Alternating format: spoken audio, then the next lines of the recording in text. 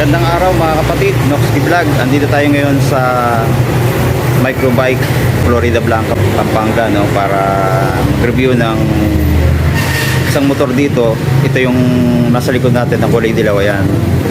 Ito yung bagong labas nila ngayon na scooter, yung EXO 150, no? Alamin natin to mga kapatid, yung kanyang specs and then yung monthly installment. Pero kung bago ka pa lang sa aking channel, ay huwag mo kalimutan na mag-subscribe and then click mo na rin yung notification bell para updated ka sa mga sunod kong video. Then follow nyo na rin ako mga kapatid sa aking Facebook page na Noxky Vlog. So abangan natin to. God bless po. Shoutout muna tayo. Shoutout kay Sir RG Pag RQ Sub FWBG at kay Sir Carlo Correa ng Mabalacat, Pampanga. Maraming salamat sa inyong suporta. God bless po. Noxky Vlog.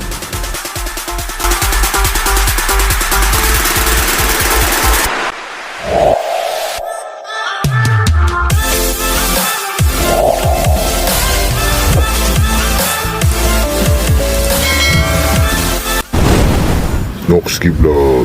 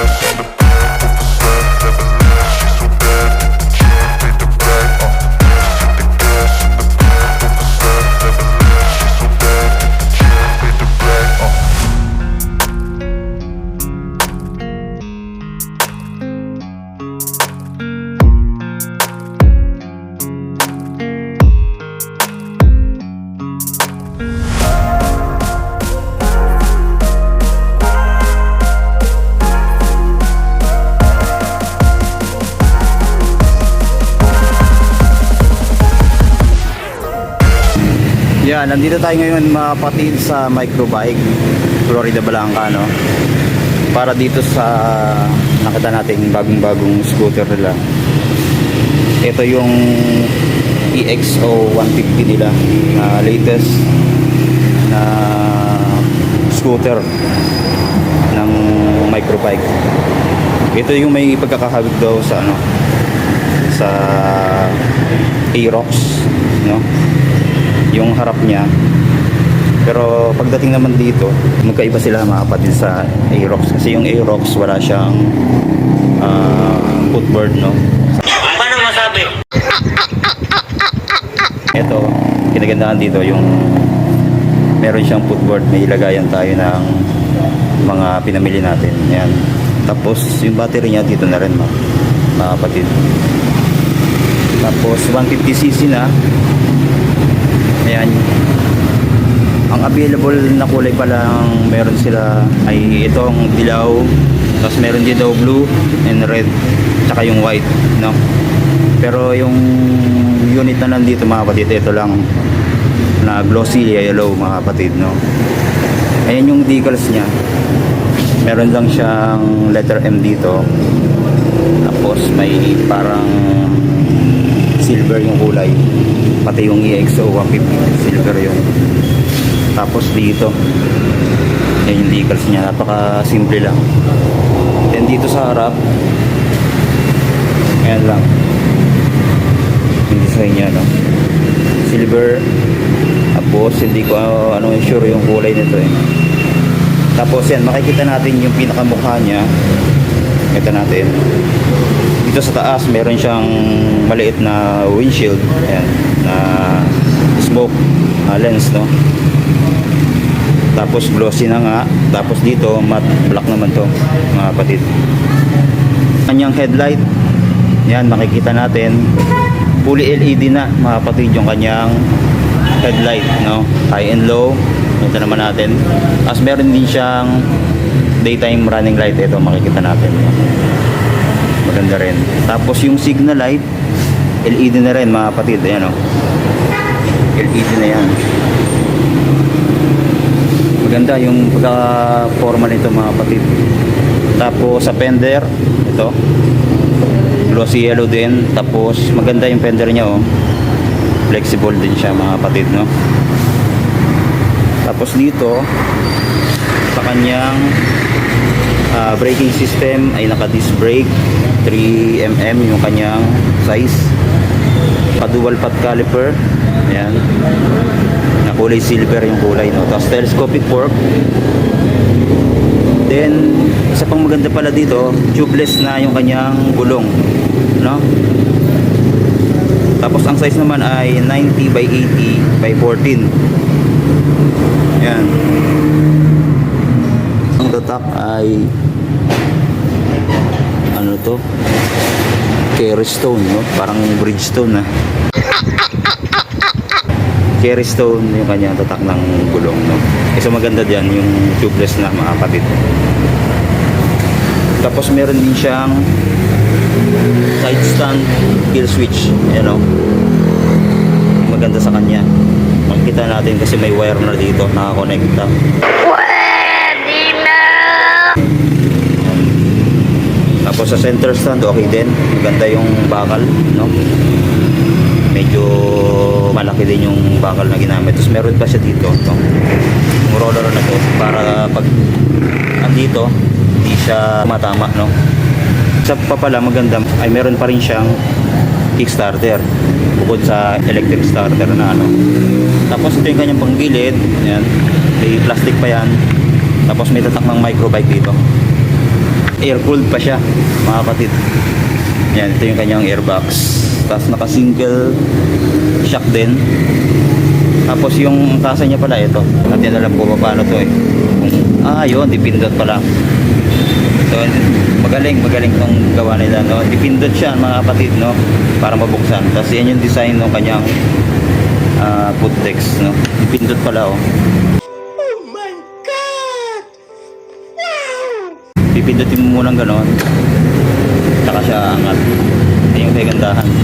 Paano masabi? Tapos dito sa likod naka drum brake yung kanyang preno. Tapos tubeless na din mga kapatid.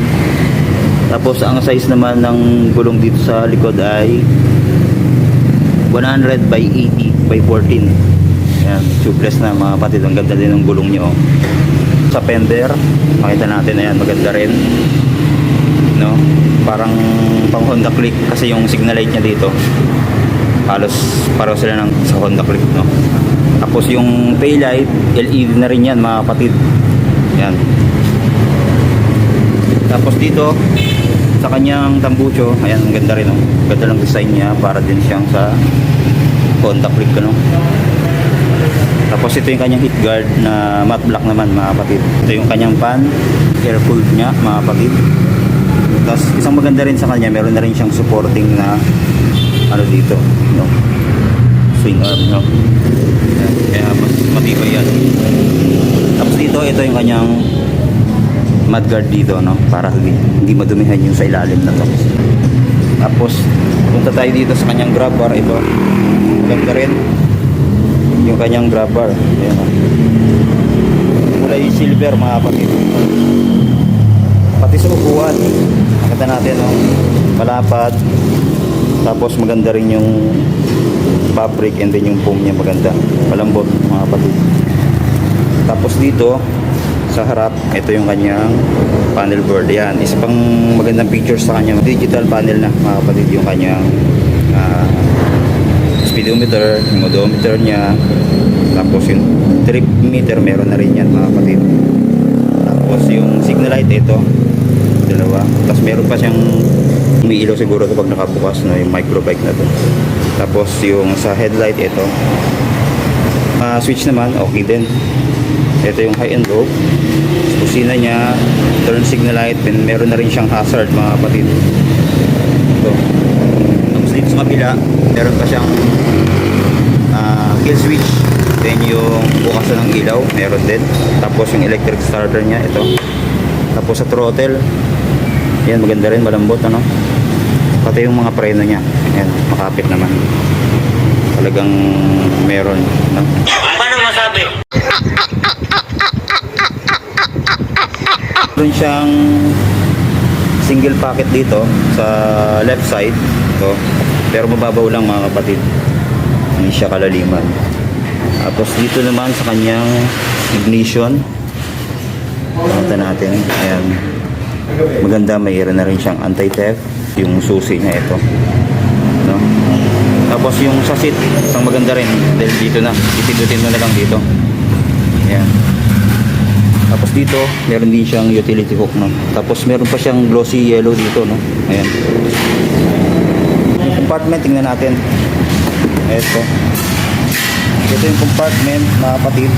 Ayan, medyo may kalakihan, pero yung full face hindi kakasya. Half face siguro pwede.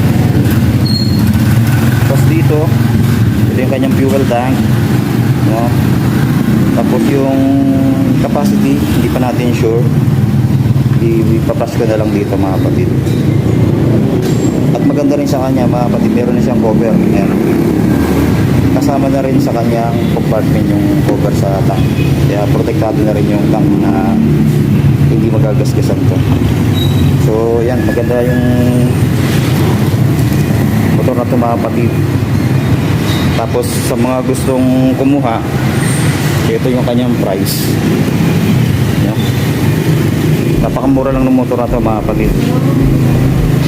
Kayang-kaya yung kunin to. Ayan, Pwede na! 50,000 na cash. Tapos magda-down tayo ng 5,000. Tapos sa 36 months meron siyang 2,125. May rebate pang 200 yon. Tapos sa 24 months meron siyang 2,750. Tapos sa 12 months meron siyang 4,625. Ayan, rebate 200. Yan po.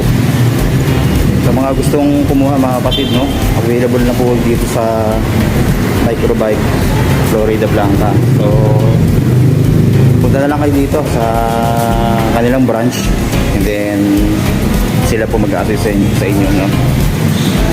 Ipa-plus ko yung pangalan nila, sir, para sa kanila kayo mag-avail, mga kapatid. So yun lang, mga kapatid. God bless po. Maraming salamat sa panonood, and then sama-sama pa rin tayo sa mga susunod kong vlog.